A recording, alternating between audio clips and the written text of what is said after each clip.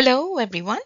We are now going to begin our lecture on trigonometric functions. We are going to talk about the different trigonometric ratios based on right angle triangles. There is a special relationship between the acute angle of a right triangle and its different sides. We are going to learn about the 6 ratios known as the sine, the cosine, the tangent, and their reciprocals, which are the cosecant, secant, and the cotangent, respectively. Trigonometry has been used from time immemorial. In fact, it has been used by the Greeks and the Egyptians in ancient times to measure the circumference of the earth or to measure the distance between two cities. It's still used profusely in the world of engineering and science. So these are some of the topics that we are going to cover in this lecture. We'll talk about using right triangles to evaluate trigonometric functions. So we'll first look at the different trigonometric ratios and the relationship between the sides of the right triangle and the acute angle. Then we are going to learn how to find the function values, the value of a sine function or a cosine function for some special angles, the 30-degree angle whose radian equivalent is pi over 6. Then there's a 45-degree angle whose radian equivalent is pi over 4, and 60-degree angles have a radian equivalent of pi over 3. So we will look at all the trigonometric ratios for these angles. Then we will talk about using equal cofunctions of complements. In other words, we will learn the first of many sets of identities that relate to trigonometry. It's called cofunctions, and we will learn about that. And then we will look at how trigonometry is applied to solve different application problems. So here are the 6 trigonometric ratios, also known as the functions, and each of them have a name. First is the sine function, and its abbreviated form is SIN. There's the cosine, which has the abbreviation COS, cos, tangent, tan. Then there's the cosecant, which is the reciprocal of the sine function, and we abbreviate it using the letter CSC, cosecant. Then there's the secant, SEC, and then cotangent is the reciprocal of the tangent function, and COT is the abbreviated form. We also call it cot. So there is sine, cos, tan, cosec, sec, and cot. Now, each of these ratios or these functions are based on different combinations of the sides. It's a ratio of the different sides of a right angle triangle. So let's go into looking at a right angle triangle, label the angles, label the sides, and build a relationship between the different sides and angles. All right. So here we have been given the 6 trigonometric functions along with their abbreviation. I'm going to go through the exercise of writing out the ratio for each function. However, before that, I would like to bring up a right angle triangle and go over its different parts and also the labeling conventions, because that is important in order to get the ratio of the sides correctly. So here is the right angle triangle. A right angle triangle will have an angle which is a right angle. So this here is the right angle, and the other 2 angles will always be acute angles. The right angle in any right triangle is marked with the uppercase C. The side that is opposite the right angle is called the hypotenuse, and that is labeled with a lowercase letter c. It's also known as the hypotenuse of the triangle. The other 2 angles are labeled with an uppercase A and an uppercase B. All right. Now you can use A and B interchangeably to mark the angles, but the right angle must always be marked with a C. That's the convention. Now, the hypotenuse is the side opposite the right angle, but the two adjacent sides to the right angle are also referred to as the two legs of the triangle. And the side that is opposite angle A will be labeled with a lowercase a, and the side that's opposite angle B will be marked as lowercase b.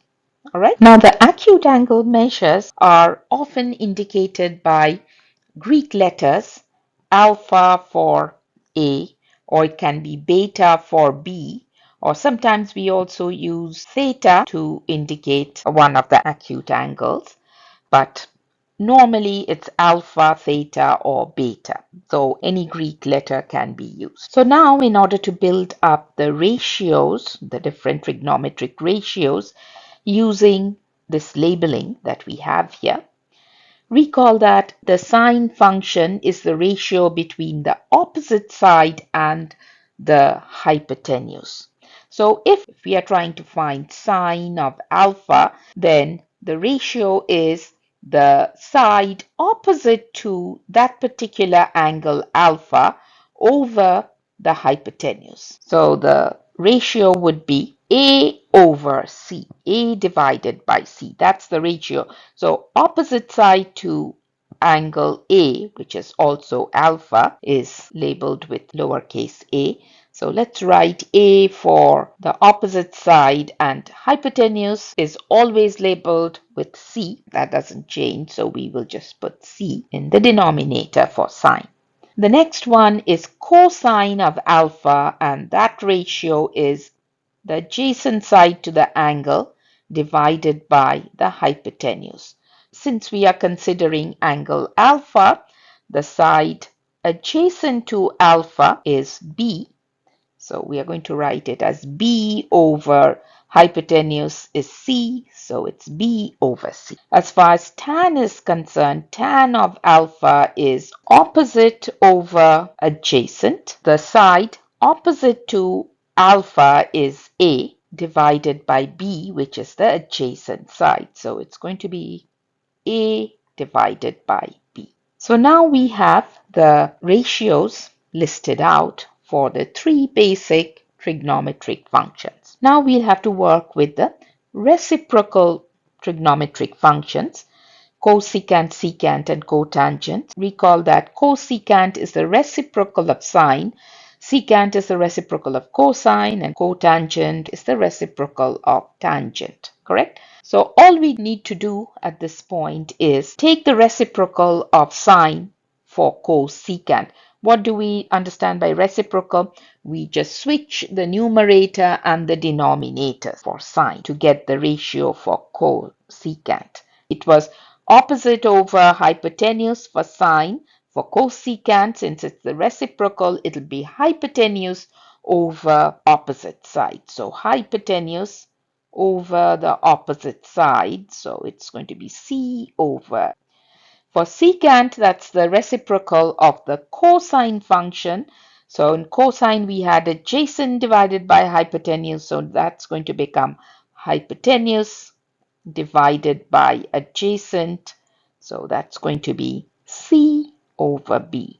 And then finally cotangent. For the cotangent, it was opposite over adjacent for tangent. So for cotangent, that's going to become adjacent over opposite side. So that's going to be B over A. So here we have all six trigonometric functions listed out. Recall that the sides will have to be determined based on the angle that we are working with. Instead of alpha, if we worked with beta, then the opposite side to beta would be side B, and the side adjacent to beta would be A. In that case, if it was sine of beta, then the ratio would be B over C instead of A over C. So you have to keep that in mind. It's the opposite side and the adjacent side to the angle that we are working with. All right? So let's formally go over the basic three ratios of right triangles. They have a right triangle here. Again, please note that the right angle is marked as an uppercase C. Then we have the other two acute angles marked as A and B. The side opposite the right angle is marked with lowercase c. Side opposite angle B is lowercase b, and side opposite angle A is marked as lowercase a. And we are taking into consideration angle A represented by the Greek letter theta. Now, in general, the trigonometric functions of theta depend only on the size of angle theta and not on the size of the triangle. So all these ratios depend on what the value of the angle is. It doesn't matter what the size of the sides are.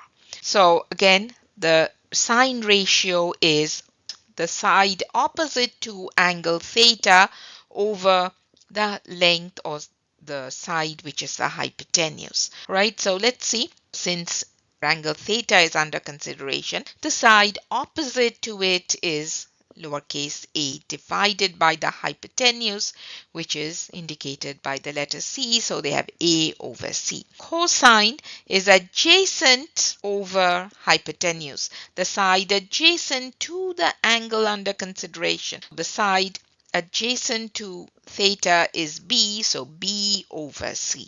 Tangent of theta is the side opposite to the angle, which is side A. Theta is here, the side opposite to theta is A, divided by the adjacent side. This is B is the adjacent side, so A over B. Now let's work through an example problem to find the ratios of the six trigonometric functions that we just learnt about. We have a right angle triangle given to us. The angle whose trigonometric functions that we have to find is essentially angle A, denoted by the Greek letter theta, and we have the length of the two legs of the triangles given to us.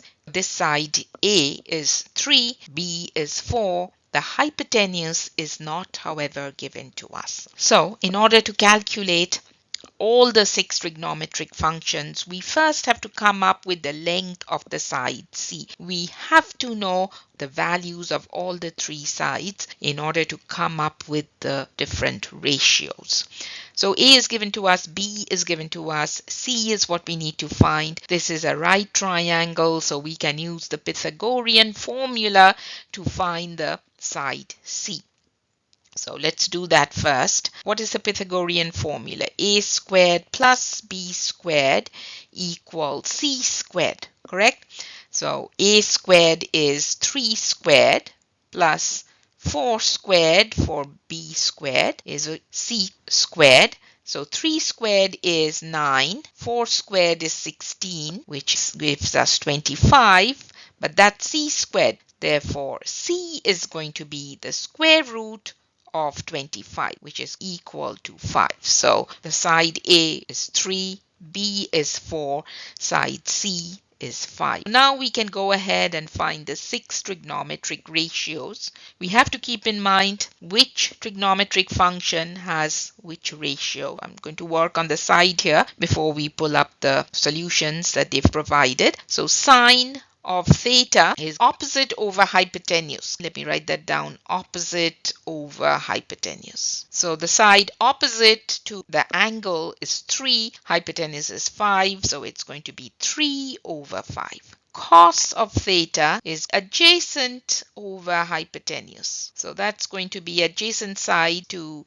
theta is B, so B over C, which is 4 over 5. And tan of theta is opposite over adjacent, so it's going to be 3 over 4.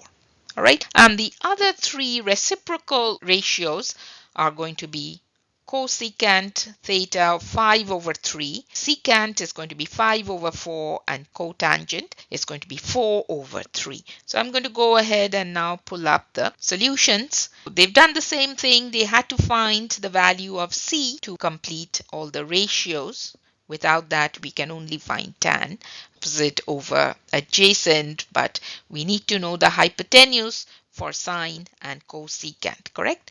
So let's go ahead. C is square root over 25, which is 5, and that's exactly what we got. And then let's go ahead with the four ratios. Sine theta is 3/5.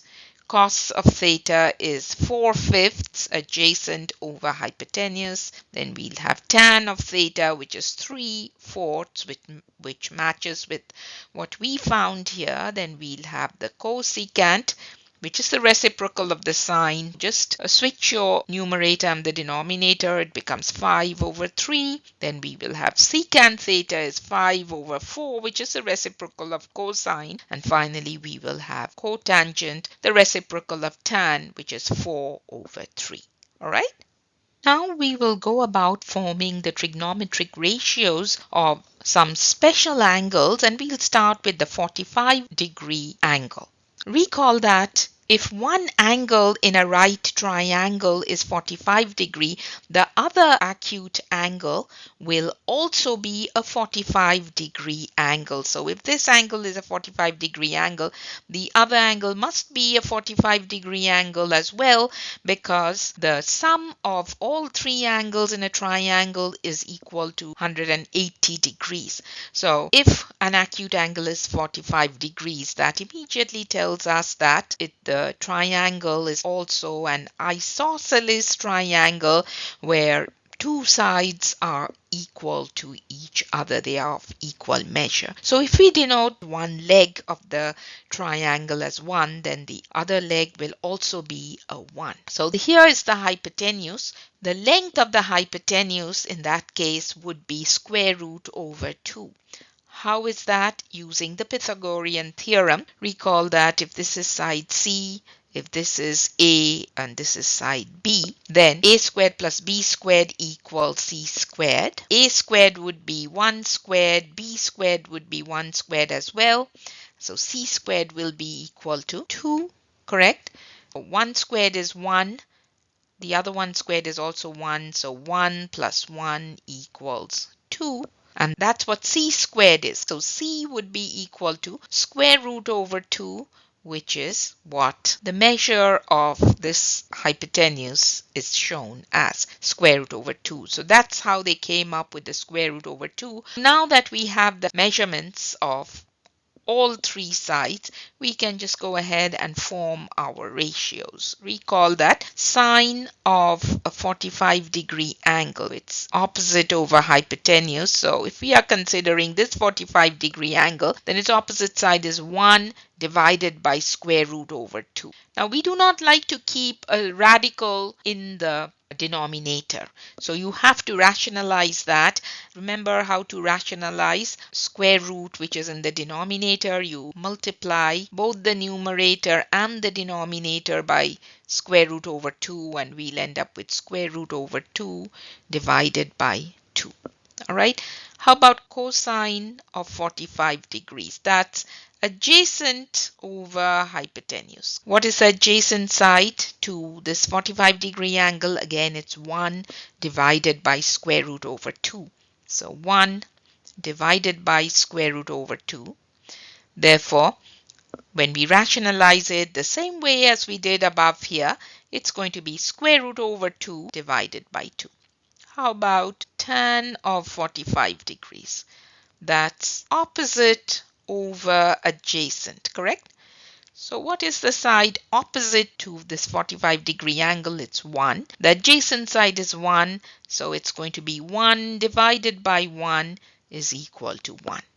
Let's look at the reciprocal functions. For cosecant of 45 degrees, just invert your numerator and denominator. We'll end up with 2 times square root over 2, correct? But again, you have to rationalize this. So it's going to be square root over 2 multiplied by square root over 2. Both the numerator and the denominator gets multiplied by square root over 2. That's the process to rationalize. So that would give us 2 times square root over 2 over 2.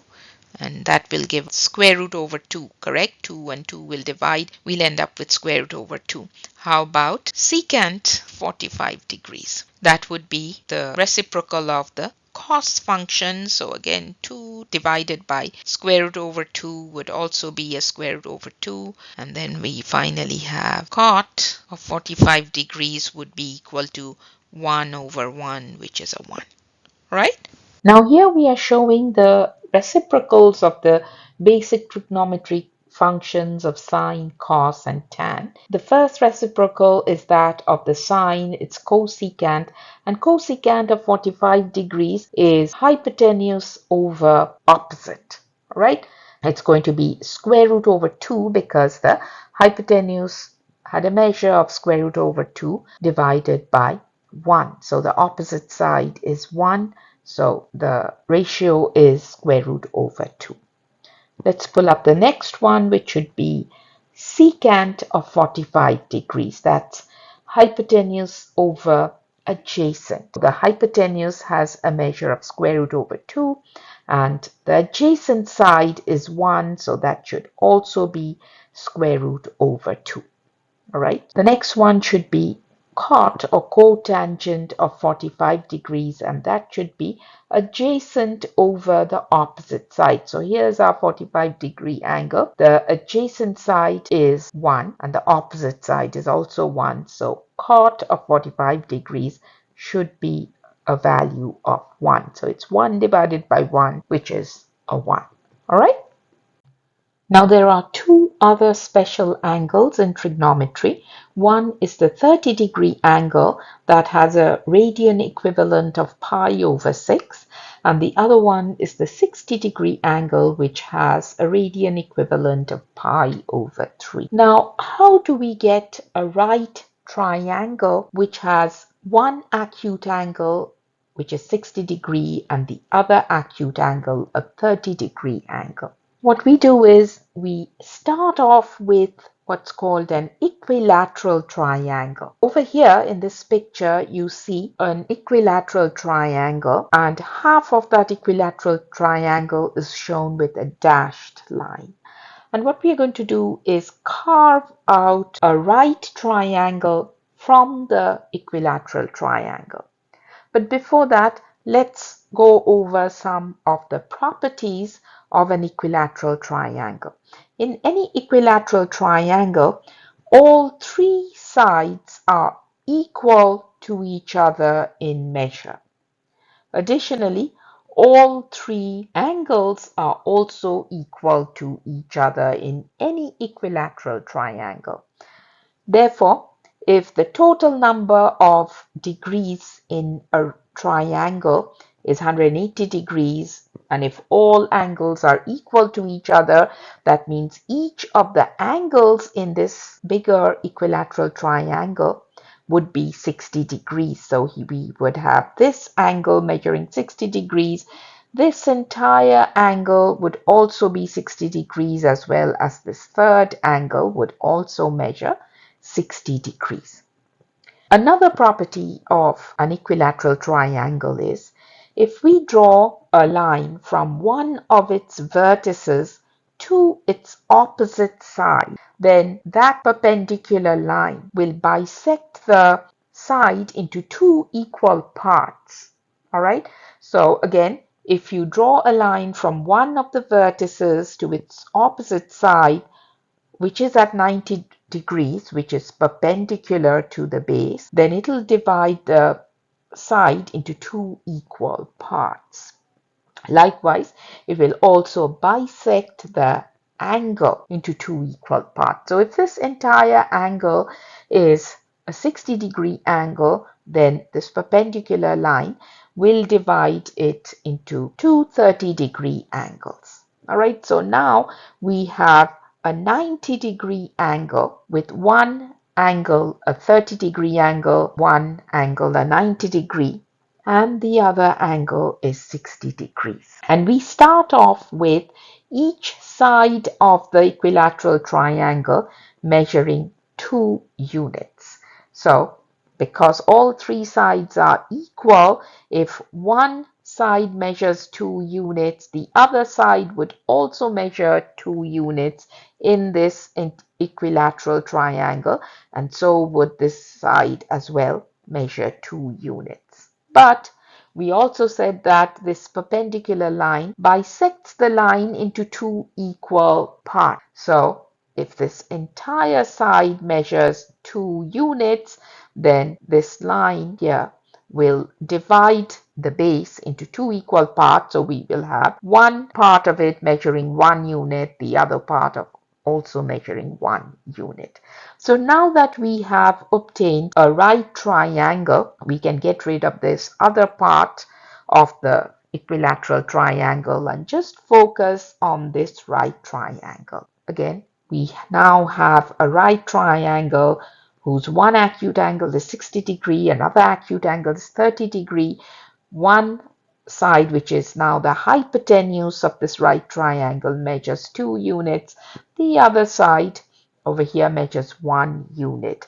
Now they've already put a value for this perpendicular leg of the triangle, and they've come up with a measure of square root over 3. How did they get that? Using the Pythagorean theorem.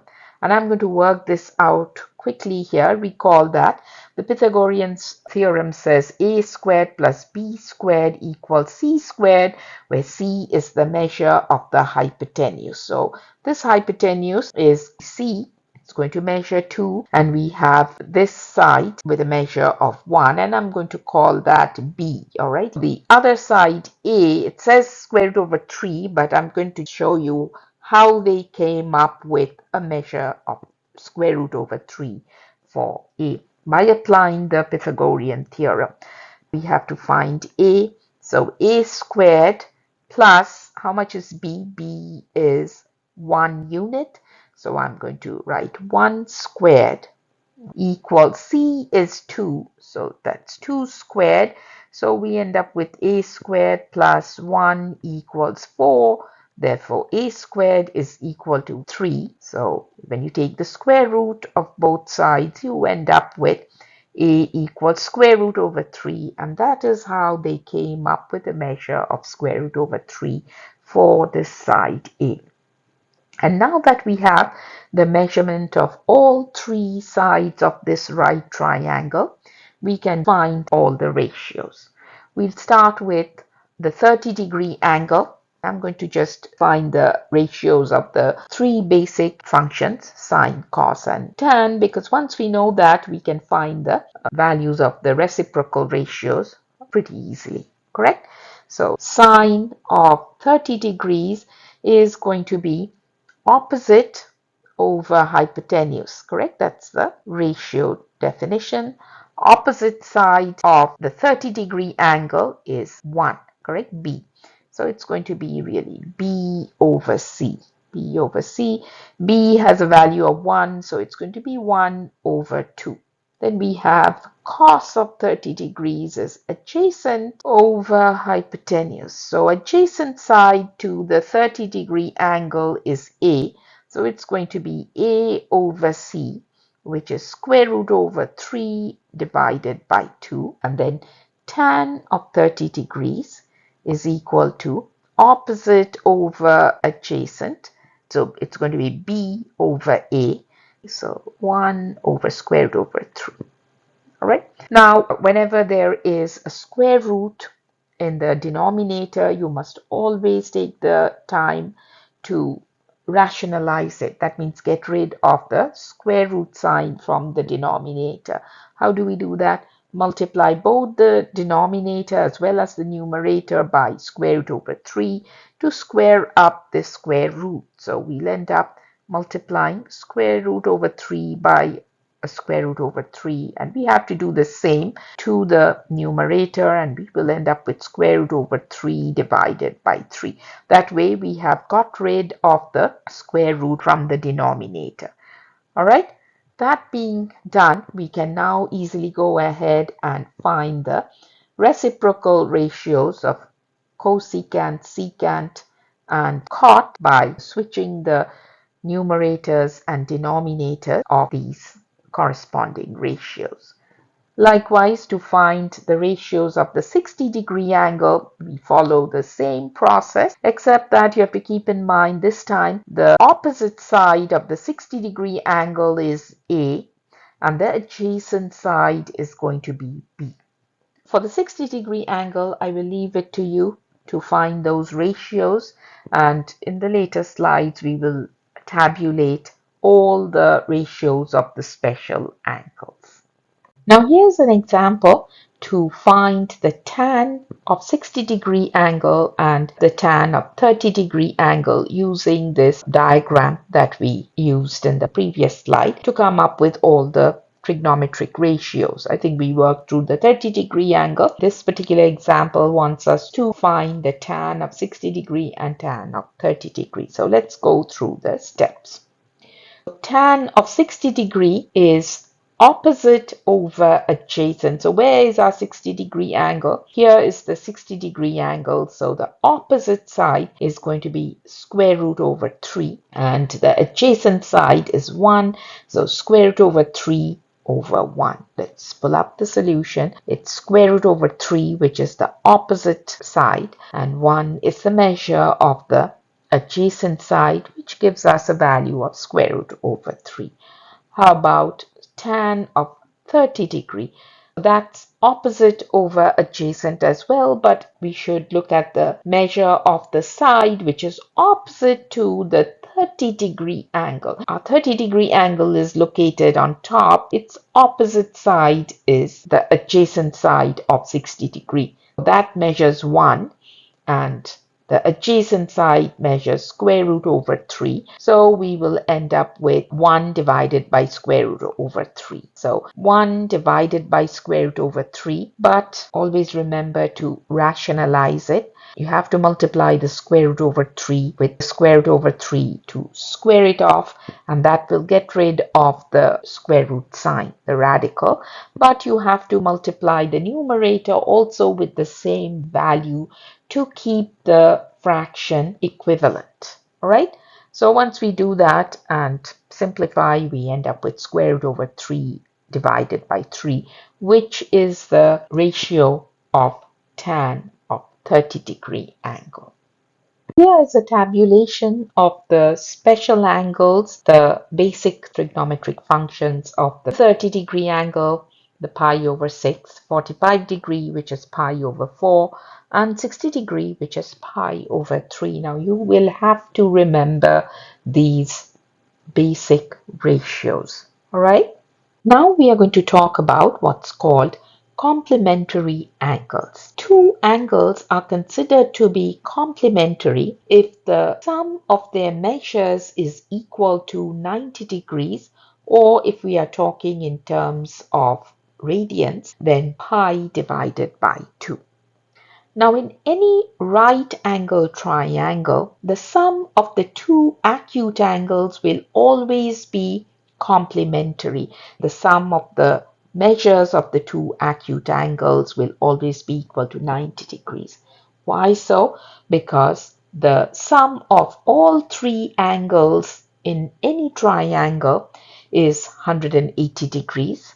And if one angle has a measure of 90 degrees, as in a right triangle, then the other two angles must be equal to 90 degrees to make up the sum of all three angles, 180 degrees. All right. So in this picture here, we see one of the acute angles is marked as theta. The other acute angle will be 90 degrees minus whatever value theta has. Now, the trigonometric functions for those complementary angles will be equal to each other for some of the functions.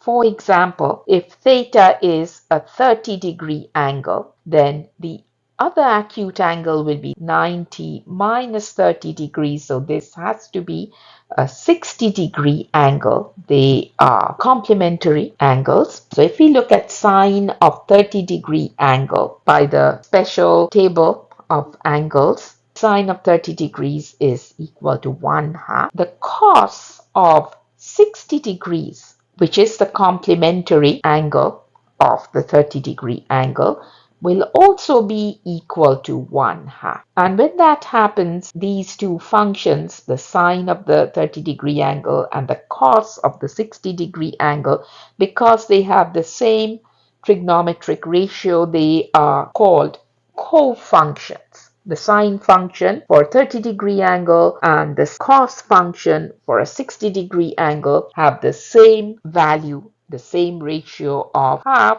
Therefore, they are called co-functions. So here is a list of the different co-function identities, which means the trigonometric functions which would be equal to each other for the complementary angles. So sine of theta will be equal to cos of 90 degrees minus theta. Conversely, cos of theta will be equal to sine of 90 degrees minus theta. Just like we said in the previous slide, sine of 30-degree angle will be equal to cos of a 60-degree angle. Both will have a value of 1/2. Likewise, cos of a 30-degree angle will be equal to the sine of a 60-degree angle. So cos of theta is equal to sine of 90 degrees minus theta. Tan of theta is equal to the cotangent, its reciprocal, of 90 degrees minus theta. Likewise, cot of theta is equal to tan of 90 degrees minus theta. Secant theta is equal to cosecant of 90 degrees minus theta. Likewise, cosecant of theta is equal to secant of 90 degrees minus theta. Now, if we are dealing with angle measures in radians, you just have to substitute the 90 degrees with pi over 2. All right? Let's look at this example to find a co-function with the same value as the given expression. The first one is in degrees. The angle measure is in degrees.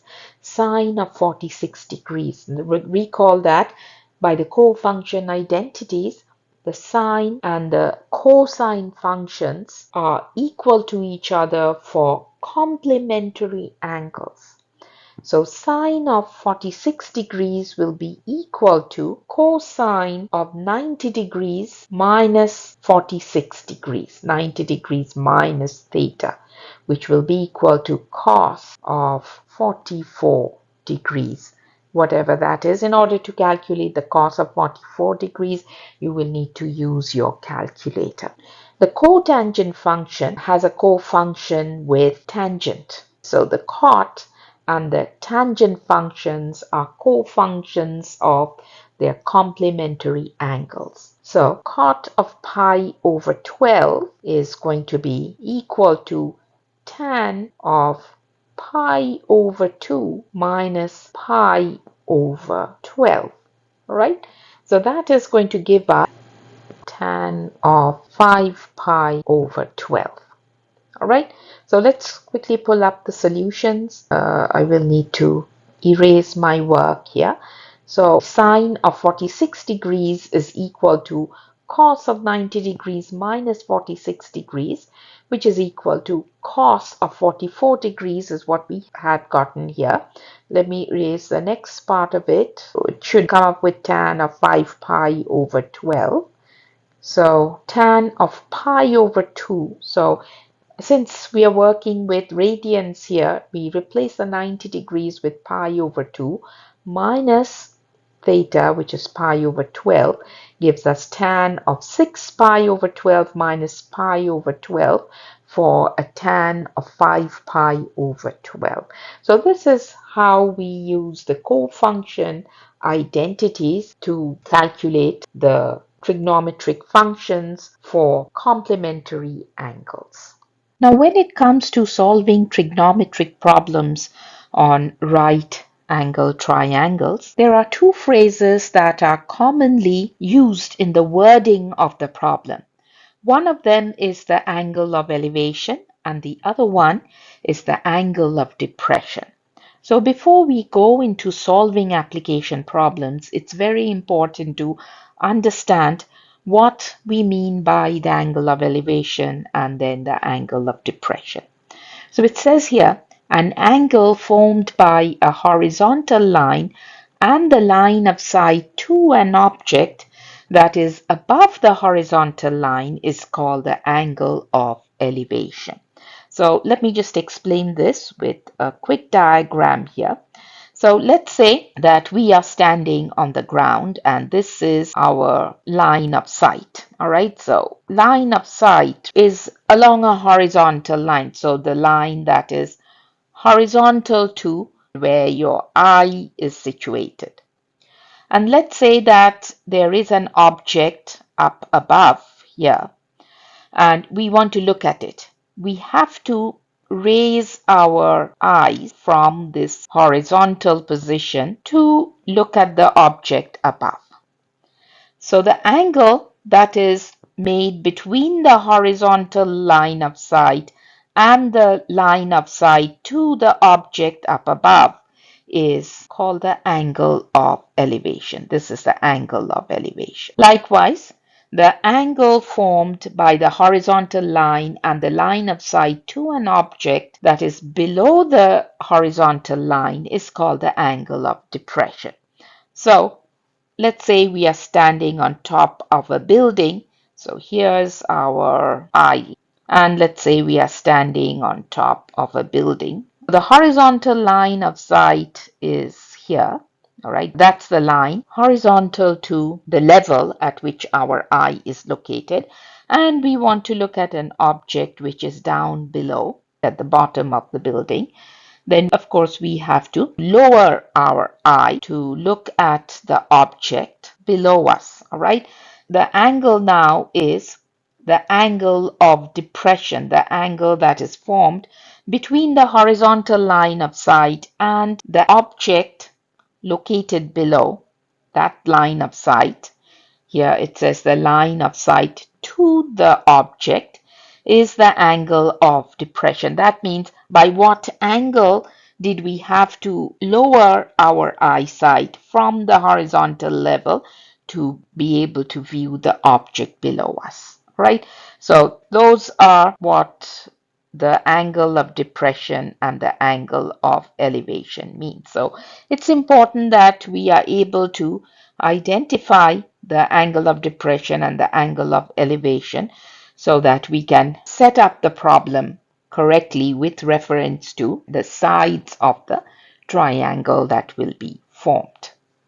That we understand the meanings of angles of elevation and angles of depression, let's go on to solving an application problem using right triangles. It says here the irregular blue shape in the figure represents a lake. So here is our figure with a blue shaded region, and that represents a lake. The distance across the lake A is unknown. So the distance meaning from one end of the lake to a point vertically opposite to it, labeled as B, is indicated by the letter A. That would represent the distance, which is not known. To find this distance, a surveyor took the measurements shown in the figure. What is the distance across the lake? So this is the distance. A is what we have to find, but let's look at the measurements that the surveyor took.